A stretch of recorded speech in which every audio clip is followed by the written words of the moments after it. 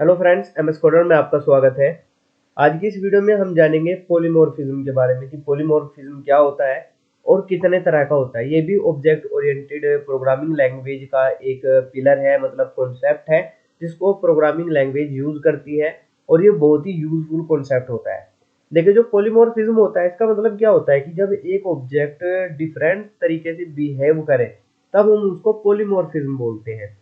जैसे कि हम इसका एक एग्जांपल भी ले सकते हैं। जैसे कोई ऑब्जेक्ट है, यानी कि अगर कोई ह्यूमन है तो वो अलग अलग तरीके से बिहेव करता है। अगर वो मार्केट में होता है तो वो एक कस्टमर होता है, अगर वो कॉलेज के अंदर होता है तो वो टीचर होता है, अगर वो घर पे होता है तो वो हस्बैंड हो सकता है, फादर हो सकता है, ब्रदर हो सकता है, अगर वो अपने दोस्तों के साथ है तो वो फ्रेंड होता है। मतलब अलग अलग तरीके से बिहेव करता है, लेकिन ऑब्जेक्ट क्या है, एक ही है।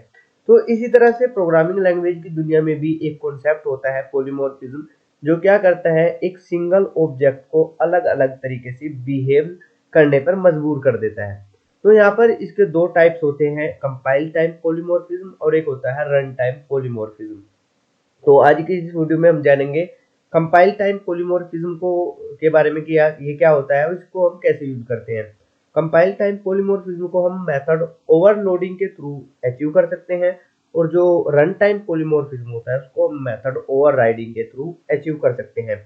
और इसको जो कंपाइल टाइम पॉलीमॉर्फिज्म होता है इसको हम अर्ली बाइंडिंग भी बोलते हैं और स्टैटिक बाइंडिंग भी बोलते हैं। तो इसके डिफरेंट नेम हो सकते हैं। अगर इंटरव्यू में आपके बाद आपसे पूछ लिया जाए कि एक्सप्लेन अर्ली बाइंडिंग या स्टैटिक बाइंडिंग, तो you can explain about method overloading. तो वहां पर आप मेथड ओवरलोडिंग का जो कॉन्सेप्ट है उसके बारे में आप डिस्कस कर सकते हो। तो देखिए, मेथड ओवरलोडिंग को हम कैसे अचीव कर सकते हैं कि एक सिंगल ऑब्जेक्ट, मतलब एक सेम नाम के हम मल्टीपल मेथड्स अगर हम बना दें, लेकिन उनके जो पैरामीटर के टाइप होने चाहिए वो डिफरेंट होने चाहिए या डिफरेंट नंबर ऑफ पैरामीटर होने चाहिए, लेकिन उनके सेम जो नेम है वो सेम होने चाहिए और वे सारे के सारे मेथड एक सिंगल क्लास के अंदर होने चाहिए। जैसे हम यहाँ पर एक एग्जांपल ले लेते हैं। एक मेथड बनाते हैं पब्लिक इंट, और यहाँ पर मेथड का नाम ले लेते हैं हम सम, और इसके अंदर हम वेरिएबल पास कर देते हैं दो, ए और एक पास कर देते हैं बी नाम का, और यहाँ पर हम रिटर्न करा देते हैं इन दोनों का सम। तो यहाँ पर देखिए, हमने एक मेथड बनाया है सम नाम का और इसके अंदर दो पैरामीटर लिए हैं। अगर मैं यहाँ पर ऑब्जेक्ट बनाऊं इस क्लास का, पॉलीमॉर्फिज्म नाम का जो भी क्लास है हमने बनाया है, इसका हम ऑब्जेक्ट बनाते हैं ओबीजे और न्यू कीवर्ड लेते हैं पॉलीमॉर्फिज्म, और यहाँ से मैं ओबीजे को कॉल करता हूँ। और यहाँ पर हमने क्या किया, दो पैरामीटर पास कर दिए और ये जो भी रिटर्न करेगा उसको एक वेरिएबल के अंदर स्टोर करके रख लेंगे। और इसको फिर हम यहाँ पर प्रिंट भी करा देते हैं रिजल्ट, और यहाँ पर ले लेते हैं हम रिजल्ट। अब यहाँ पर देखिए, हमने एक सिंगल ऑब्जेक्ट मेथड बनाया हुआ है जो दो पैरामीटर ले रहा है और उन दोनों को सम कर रहा है और रिटर्न कर दे रहा है, और रिटर्न करने के बाद रिजल्ट के अंदर हम इसको स्टोर कर रहे हैं और फिर उसी को हम यहाँ पर प्रिंट भी करा रहे हैं। अब इसको हम रन करके देखते हैं कि इसका आउटपुट क्या आता है। अभी यहाँ पर कहीं पर भी मेथड ओवरलोडिंग का कॉन्सेप्ट हमने यूज नहीं किया है। तो यहाँ पर देखिए रिजल्ट 3 आ रहा है, जो कि आना चाहिए 1 और 2 को जब हम ऐड करते हैं तो 3 ही आता है। इसमें कोई ज़्यादा सरप्राइज वाली बात नहीं है। तो यहाँ पर देखिए, मेथड ओवरलोडिंग का कॉन्सेप्ट ये होता है कि एक से ज़्यादा मेथड होने चाहिए जो कि सेम नाम के हो। तो हम क्या करते हैं, एक से ज़्यादा मेथड बना लेते हैं और इसका भी नाम हम सम रख लेते हैं। और यहाँ पर देखिए पैरामीटर डिफरेंट होने चाहिए। तो इसका पैरामीटर हम, जैसे यहाँ पर हमने पैरामीटर क्या लिए हैं, दो लिए हैं, तो यहाँ पर हम अगर इस तरह से पैरामीटर लें x और यहाँ पर हम ले y, तो यहाँ पर ये जो होगा मेथड ओवरलोडिंग नहीं होगा। क्यों नहीं होगा, यहाँ पर इसको हम पहले रिटर्न करते हैं x प्लस y। तो यहाँ पर देखिए ये एरर दे रहा है। एरर इसलिए दे रहा है कि जो मेथड ओवरलोडिंग होता है उसमें क्या होता है कि जो पैरामीटर हम यहाँ पर पास कर रहे हैं वो डिफरेंट डेटा टाइप के होने चाहिए। मतलब अगर यहाँ पर आपने दोनों क्या लिए हैं, इंटीजर टाइप के लिए हैं, तो यहाँ पर आपको इनके नेम चेंज करने से इस पे कोई वो नहीं होगा। इनके जो डेटा टाइप है वो चेंज होने चाहिए। जैसे अगर आपने वहां पर क्या किया है, दोनों टाइप के लिए, तो आपको यहाँ पर एक फ्लोट टाइप का लेना होगा, यानी कि इनके डेटा टाइप्स डिफरेंट होने चाहिए। तो यहाँ पर हम क्या करते हैं, इसको इंट ही कर लेते हैं और यहाँ पर हम 3 पैरामीटर पास करते हैं। यहाँ पर हम क्या करते हैं, 3 पैरामीटर पास करते हैं और इन तीनों को हम यहाँ पर ऐड कर देते हैं।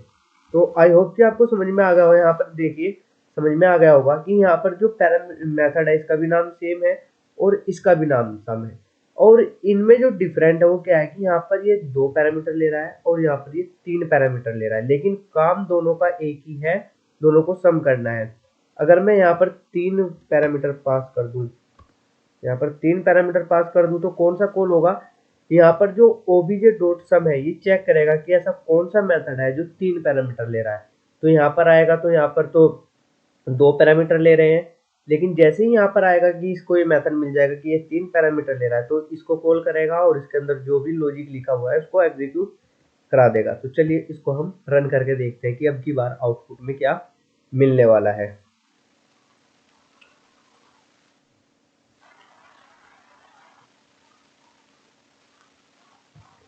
तो यहाँ पर देखिए आउटपुट में क्या आ रहा है, 6 आ रहा है। 6 क्यों आ रहा है, क्योंकि यहाँ पर हमने अब की बार 3 पैरामीटर लिए। अब हम यहाँ पर क्या करते हैं, एक और मेथड बनाते हैं, पब्लिक void sum, और यहाँ पर लेते हैं हम इंट a और यहाँ पर लेते हैं हम फ्लोट b। तो यहाँ पर देखिए अब की बार हमने क्या किया है कि जो पैरामीटर्स हैं इसके अंदर उनके डेटा टाइप को चेंज कर दिया है। एक इंट टाइप का है और एक फ्लोट टाइप का है, और यहाँ पर हम मैसेज प्रिंट करा देते हैं। मैसेज में हम क्या प्रिंट कराएंगे, a प्लस b, इन दोनों को हम सम करा देंगे। अब यहाँ पर देखिए हम क्या करते हैं, इसको हटा देते हैं थोड़ी देर के लिए और यहाँ पर लेते हैं हम obj.sum और इसके अंदर पैरामीटर पास करते हैं 10 और एक पास कर देते हैं 1.2, और यहाँ पर हमें एफ भी यूज करना पड़ेगा। एफ इसलिए यूज करना पड़ेगा क्योंकि ये जो बाय डिफॉल्ट होता है उसको ये डबल कंसिडर करता है। जब हम एफ को यूज कर देते हैं तब इसकी समझ में आता है कि ये फ्लोट है। अब यहाँ पर देखिए किस मेथड को कॉल करेगा, सबसे पहले यहाँ पर आएगा, यहाँ पर देखेगा कि दोनों पैरामीटर है इंट टाइप के, तो ये इसको कॉल नहीं करेगा। यहाँ पर देखेगा कि 3 पैरामीटर है तो इसको भी कॉल नहीं करेगा। यहाँ पर आएगा तब इसको समझ में आएगा कि अच्छा ये वाला पैरामीटर मेथड है जो एक इंटीजर टाइप का पैरामीटर ले रहा है और एक फ्लोट टाइप का पैरामीटर ले रहा है। तो चलिए हम इसको रन करके देख लेते हैं।